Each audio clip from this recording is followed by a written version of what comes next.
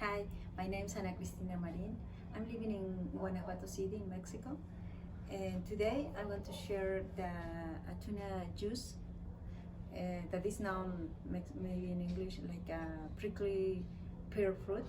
In Spanish is tuna juice or tuna. It's from, because the rain season is happening right now, we have a delicious fruit that the cactus gave us every year. And let's celebrate the Mexican culinary heritage world preparing this delicious juice. The tuna fruit juice offers a lot of benefits because reduce the high levels of cholesterol and triglycerides in the body, and also has a lot of antioxidants that reduce the damage in our skin or in our organs, and also has a lot of vitamins and minerals.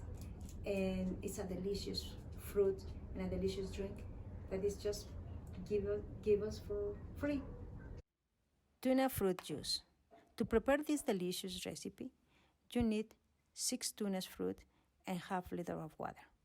With a knife, cut an opening of the tuna fruit skin, and with the help of a fork, peel away both sides.